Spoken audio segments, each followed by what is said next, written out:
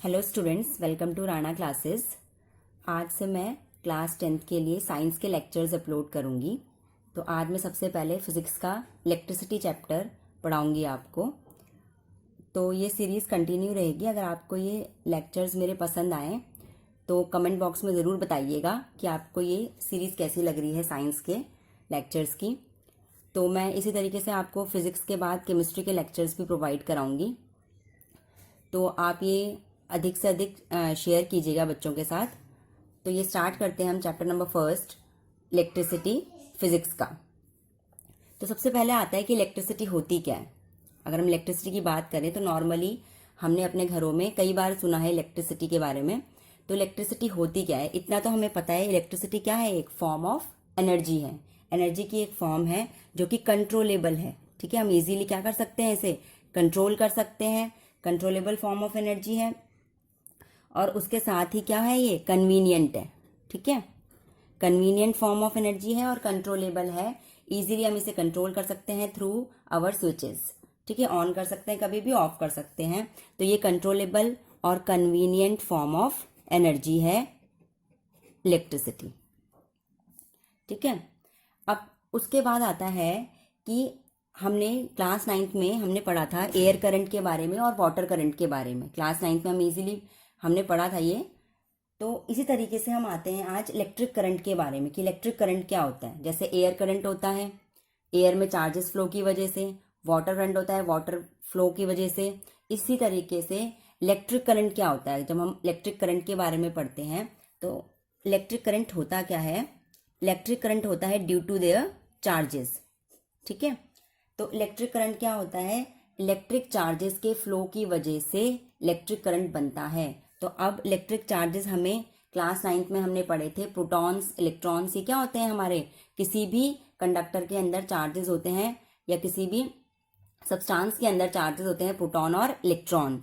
और एक होता है न्यूट्रॉन जिसमें कोई भी चार्जेस नहीं होते हैं। तो अब ये बोल रहा है कि जब इलेक्ट्रिक चार्जेस फ्लो करेंगे कंडक्टर से, ठीक है, क्योंकि कंडक्टर से ही चार्जेस फ्लो करते हैं, नॉन कंडक्टर से नहीं करते हैं। तो इलेक्ट्रिक चार्जेस जब भी फ्लो करेंगे, electric charges flows through conductor. किससे फ्लो करेंगे? Through conductor. तो हमारा उस कंडक्टर के अंदर क्या बन जाएगी? इलेक्ट्रिक करंट बन जाएगी। ठीक है, तो इलेक्ट्रिक करंट क्या होता है? इलेक्ट्रिक करंट कब जनरेट होता है? जब भी कंडक्टर के अंदर से क्या चार्जेस जनरेट होते हैं। ठीक है, वो फ्लो करते हैं। देखो, जब हम स्विच ऑन करते हैं फैन तभी चलता है। फैन हमारे पास क्या है? एक कंडक्टर है। तो फैन को कंडक्टर बनाने के लिए, उसमें से चार्ज फ्लो कराने के लिए हमें क्या करना पड़ता है? स्विच को ऑन करना पड़ता है। तो स्विच ऑन होगा, चार्जेस जाएंगे थ्रू वायर और कहाँ जाएंगे? वो फ्लो होके फैन के अंदर जाएंगे। फैन में फ्लो ऑफ चार्जेस होगा और वो क्या करेगा? इलेक्ट्रिक करंट को कंडक्ट कर लेगा और फैन क्या हो जाएगा? चलना स्टार्ट कर देगा। तो इलेक्ट्रिक करंट हमारे पास क्या हो गया? Electric charges flows through conductor. किसी भी कंडक्टर से जब इलेक्ट्रिक चार्जेस फ्लो करेंगे तब हम क्या कहेंगे कि उसके अंदर क्या जनरेट हो गई है? इलेक्ट्रिक करंट जनरेट हो गई है। तब हम उसे कहेंगे वी से देयर इज इलेक्ट्रिक करंट। वहां पे क्या आ गई है? इलेक्ट्रिक करंट आ गई है, देयर इज करंट। तो इलेक्ट्रिक करंट की सिंपल डेफिनेशन, जब भी चार्जेस फ्लो करेंगे कंडक्टर के अंदर तो क्या कहलाएंगे? वो इलेक्ट्रिक करंट वहां पे जनरेट हो गई है। जैसे हम नॉर्मली अगर हम बात करें टॉर्च की, हमारे घरों में टॉर्च होती है। टॉर्च के अंदर क्या होते हैं? सेल्स होते हैं। अब सेल्स अगर प्रॉपर ऑर्डर में लगे हों, ठीक है, प्रॉपर ऑर्डर में अगर सेल्स लगे हैं तो क्या होता है? टॉर्च का जो बल्ब है वो क्या कर देता है? ग्लो कर जाता है। ठीक है, तो करता क्या है? वहां पे होता क्या है? सेल्स के और किसके बीच में? बल्ब के बीच में एक कनेक्शन बनता है, एक लिंक बनता है, जिसकी वजह से सेल्स से जो चार्जेस हैं वो फ्लो होकर कहाँ चले जाते हैं? बल्ब में चले जाते हैं। और फ्लो ऑफ चार्ज से क्या जनरेट होती है? करंट जनरेट होती है और वो उस बल्ब को क्या करती है? ग्लो करती है। ठीक है, तो अब वो जो लिंक बनता है किसके बीच में, जो वो एक लिंक बनता है, वो कैसा लिंक होता है? क्लोज्ड लिंक होता है। कैसा लिंक होता है? बिल्कुल क्लोज्ड। ठीक है, तो लिंक जो बनता है, और वो किस किस के बीच में बनता है लिंक? सेल के और किसके? बल्ब के बीच में। ठीक है, सेल और बल्ब के बीच में जब लिंक बनेगा, क्लोज लिंक बनेगा, तो सेल के थ्रू जो भी चार्जेस होंगे वो बल्ब में जाएंगे और फ्लो ऑफ चार्ज से क्या जनरेट होता है? करंट जनरेट होता है। और जैसे ही करंट जनरेट होगा तो बल्ब क्या करेगा? ग्लो करेगा। तो दैट क्लोज पाथ, जो वो क्लोज पाथ होता है हमारे पास, और ये पाथ क्लोज के साथ साथ कंटिन्यूअस भी होना चाहिए, बीच में कोई भी रुकावट नहीं होनी चाहिए। तो जो क्लोज पाथ होता है और वो कंटिन्यूअस पाथ होता है किसी भी करंट को किसी वन सब्सटेंस से दूसरे सब्सटेंस में पहुंचाने के लिए। यहाँ पे सेल से करंट, यहाँ से चार्जेस का फ्लो सेल से कहाँ जा रहा है, बल्ब में, मतलब करंट कहाँ से कहाँ फ्लो हो रही है, सेल से बल्ब में फ्लो हो रही है। तब हम क्या बोलेंगे, जो ये क्लोज पाथ होता है उस क्लोज पाथ को हम क्या बोलते हैं, इलेक्ट्रिक सर्किट बोलते हैं। क्या बोलते हैं, इलेक्ट्रिक सर्किट। तो इलेक्ट्रिक सर्किट हमारे पास क्या होता है, क्लोज्ड एंड कंटिन्यूअस पाथ। कैसा होना चाहिए, लगातार होना चाहिए, बीच में कोई भी रुकावट नहीं आनी चाहिए। क्लोज और कंटिन्यूअस पाथ जो होता है किसका, इलेक्ट्रिक करंट का, वो हमारे पास क्या कहलाता है, इलेक्ट्रिक सर्किट कहलाता है। ठीक है, is known as electric circuit. तो ऐसा पाथ जो क्लोज भी हो और कंटिन्यूअस भी हो उसको हम क्या बोलते हैं, इलेक्ट्रिक सर्किट बोलते हैं। ठीक है, इतना समझ गए। तो दो चीजें अभी हमने कर ली हैं, एक तो इलेक्ट्रिक करंट कर लिया है और इलेक्ट्रिक सर्किट कर लिया है। अब जैसे कि अब हम एक प्रॉपर डेफिनेशन अगर दें इलेक्ट्रिक करंट की, जो हम एग्जाम में लिखेंगे, तो प्रॉपर डेफिनेशन हमारे पास क्या होगी, कितना अमाउंट, भाई अमाउंट ऑफ इलेक्ट्रिक चार्ज, क्योंकि जब तक चार्ज फ्लो नहीं करेगा तब तक हमारे पास क्या नहीं जनरेट होगी, करंट जनरेट नहीं होगी। तो amount of electric charge flowing through particular area, किसी पर्टिकुलर एरिया से कितना चार्ज क्या कर रहा है, फ्लो कर रहा है, वो हमारा क्या कहलाता है, इलेक्ट्रिक करंट कहलाता है। Amount of electric charge flowing through particular area और किसी पर्टिकुलर टाइम में, इन यूनिट टाइम, भाई 1 घंटे में, 2 घंटे में, किसी यूनिट टाइम में जितना भी चार्ज किसी पर्टिकुलर एरिया से क्या करता है, फ्लो करता है, उसे हम क्या बोलते हैं, इलेक्ट्रिक करंट बोलते हैं। तो ये हो गई हमारी प्रॉपर डेफिनेशन किसकी, इलेक्ट्रिक करंट की। अब उसके बाद इसे इस तरीके से भी लिख सकते हैं कि rate of flow of electric charge. Rate हम कब लगाते हैं, जब भी हम किसकी बात कर रहे होते हैं, किसी पर्टिकुलर टाइम में किसी चीज के होने की बात कर रहे होते हैं, तो हम उस यूनिट टाइम की जगह क्या लिख सकते हैं, रेट लिख सकते हैं। Rate of flow of electric charge is known as electric current. किसी पर्टिकुलर टाइम में किसी पर्टिकुलर एरिया से जितना भी चार्ज फ्लो करेगा उसे हम क्या बोलेंगे, इलेक्ट्रिक करंट बोलेंगे, क्योंकि इलेक्ट्रिक चार्ज के फ्लो होने से ही क्या बनती है, करंट बनती है। अब उसके बाद इलेक्ट्रिक करंट हो गया हमारे पास। अब सबसे पहले जब इलेक्ट्रिसिटी के बारे में हमें पता चला था, ठीक है, प्रीवियस टाइम में जब सबसे पहले इलेक्ट्रिसिटी के बारे में पता चला था, उस टाइम पे इलेक्ट्रॉन्स नोन ही नहीं थे, इलेक्ट्रॉन्स के बारे में पता ही नहीं चला था। जब इलेक्ट्रिसिटी के बारे में जब फर्स्ट ऑब्जर्व किया गया था, उस टाइम पे हमारे पास जो इलेक्ट्रॉन्स थे वो नोन नहीं थे, इलेक्ट्रॉन्स आर नॉट नोन, तो केवल प्रोटॉन्स ही नोन थे उस टाइम पे। तो प्रोटॉन्स नोन थे, तो ये कंसिडर किया गया कि जो हमारे पास इलेक्ट्रिसिटी है वो किसकी वजह से है, प्रोटॉन्स के फ्लो की वजह से है। कंसिडर्ड किया गया कि फ्लो ऑफ पॉजिटिव चार्जेस की वजह से हमारे पास क्या है, इलेक्ट्रिसिटी है। तो इलेक्ट्रिसिटी की डायरेक्शन भी कहाँ दे दी, जिधर क्या होगी, प्रोटॉन्स की डायरेक्शन होगी। ठीक है, क्योंकि उस टाइम पे इलेक्ट्रॉन्स का पता नहीं था, इतना पता था कि इलेक्ट्रिसिटी किसकी वजह से होती है, चार्जेस के फ्लो की वजह से होती है। तो चार्जेस उस टाइम पे कौन सा पता था हमें, पॉजिटिव चार्जेस, इसलिए बोला गया जिधर पॉजिटिव चार्जेस मूव करेंगे वही डायरेक्शन किसकी होगी, इलेक्ट्रिसिटी की।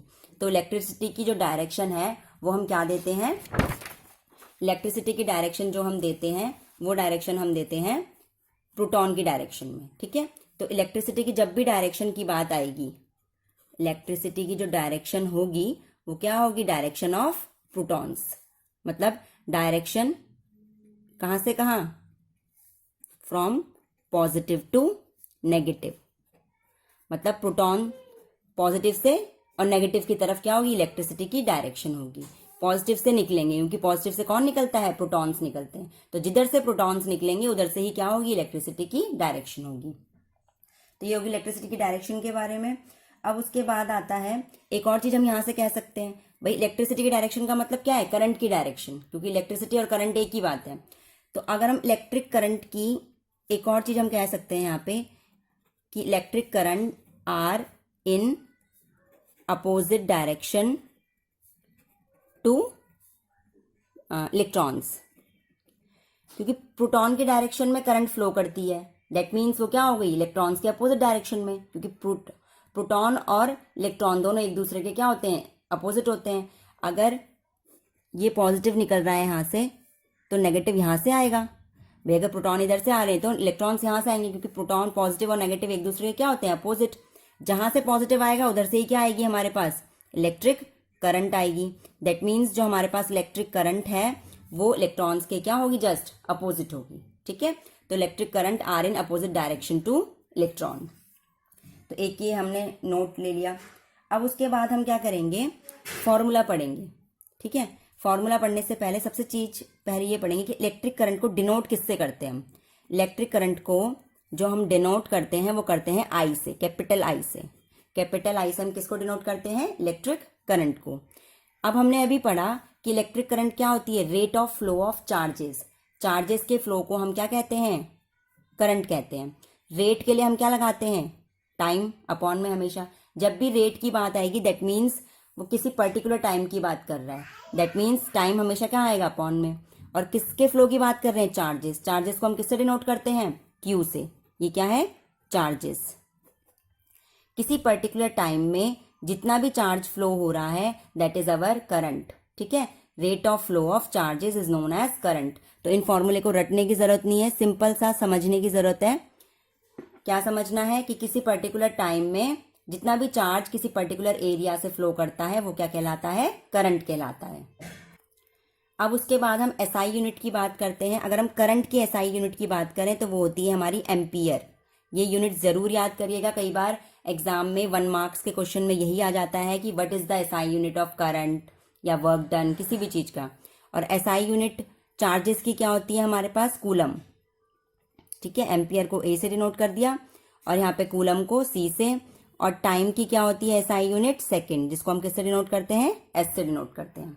ठीक है, और उसके बाद एक और तरीके से हम निकाल सकते हैं करंट की यूनिट, क्योंकि करंट का फॉर्मूला, किसी भी चीज के फॉर्मूले से हम क्या निकाल सकते हैं, उसकी यूनिट। करंट का फॉर्मूला होता है I is equals to Q upon T. Q क्या होता है, कूलम, और ये टी का क्या होता है, एसआई यूनिट, सेकेंड। तो हम इसे ये लिख सकते हैं कूलम पर सेकेंड। ठीक है, यहाँ पे 1 इसकी क्या है, पावर है, ऊपर आएगा तो क्या हो जाएगी, -1। कूलम पर सेकेंड क्या लिख सकते हैं हम इसे, कूलम पर सेकेंड। ये इसलिए बता रहे हैं, कभी कभी एग्जाम्स में ऑप्शन में क्वेश्चन आ जाएगा तो वो करंट की क्या पूछेगा हमसे, यूनिट पूछ लेगा। अगर एसआई यूनिट अगर वो एम्पियर ना दे तो कूलम पर सेकेंड भी क्या है, करंट की यूनिट होती है। ठीक है, तो ये 2 यूनिट हमारे पास करंट की आ गई, एक एम्पियर आ गई और एक आ गई हमारे पास कूलम पर सेकेंड। अब उसके बाद हम पढ़ेंगे एमीटर क्या होता है। ठीक है, हम पढ़ेंगे क्या, एमीटर क्या होता है। अगर एमीटर की अगर हम बात करें तो एमीटर क्या होता है, एक डिवाइस होता है, device used to measure current. Current को मेजर करने के लिए जो डिवाइस होता है वो कहलाता है हमारे पास ammeter, device used to measure current. ठीक है, तो उस डिवाइस को हम क्या बोलते हैं, एमीटर।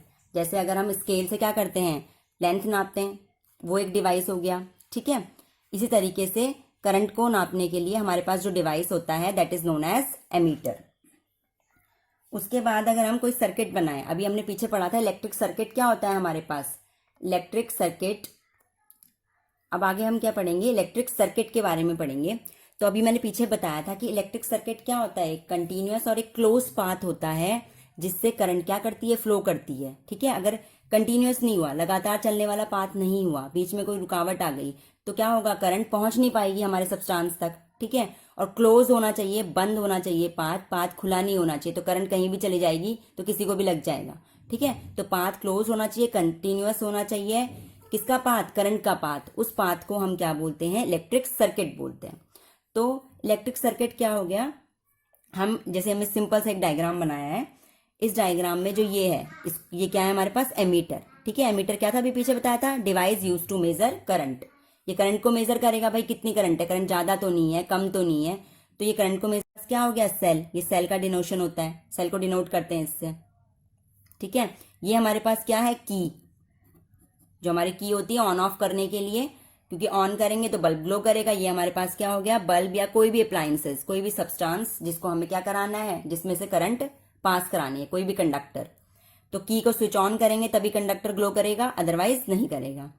तो हमने सेल लगाया, अब हमें पता है करंट कहाँ से कहाँ जाती है, पॉजिटिव से नेगेटिव की तरफ, मतलब प्रोटॉन से इलेक्ट्रॉन की तरफ। तो प्रोटॉन से निकलेगी ना, जहाँ प्रोटॉन से निकलेगी तो क्या निकलेगी, करंट यहाँ से निकली और यहाँ से फ्लो होते हुए बल्ब को ग्लो करते हुए यहाँ, ठीक है।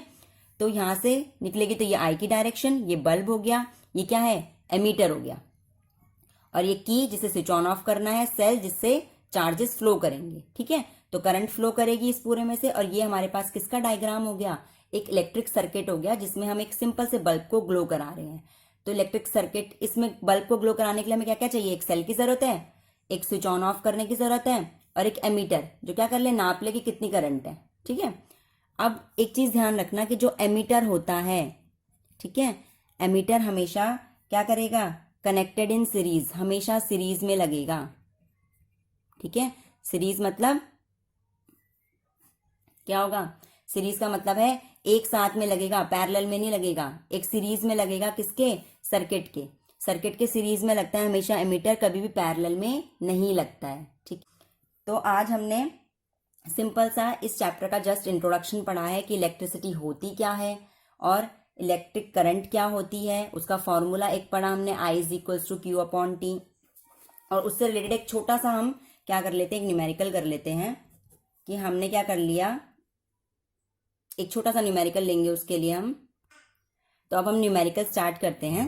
एक छोटा सा न्यूमेरिकल है, न्यूमेरिकल में क्या बोल रहा है, अ करंट ऑफ 0.5 ए मतलब एम्पियर, इतनी हमारे पास करंट है, is drawn by a filament, एक फिलामेंट से, of an electric bulb, electric bulb के अंदर जो फिलामेंट होता है उससे ये करंट पास करती है फॉर 10 मिनट्स, 10 मिनट्स के लिए टाइम हमें दिया है, करंट हमें दी है। Find the amount of electric charge, हमें इलेक्ट्रिक चार्ज का क्या करना है, that flows through the circuit, हमें क्या निकालना है कि कितना चार्ज सर्किट में से पास हो रहा है, ये निकालना है, ठीक है। तो हमें पता है ऐसा फॉर्मूला जिसमें करंट, टाइम और क्या आए, इलेक्ट्रिक चार्ज आए, तो ऐसा फॉर्मूला हमारे पास क्या होता है, I is equals to Q upon T. तो हमें निकालना क्या है, चार्ज निकालना है ना, मतलब क्यू निकालना है, तो टी यहाँ डिवाइड में इधर जाएगा क्या, मल्टीप्लाई में, तो क्यू इज इक्वल्स टू क्या हो जाएगा हमारे पास, आई टी हो जाएगा। तो Q is equals to, current कितना है हमारे पास 0.5 इंटू टाइम कितना है 10 मिनट्स है। तो ध्यान रखना कि हम हमेशा सारे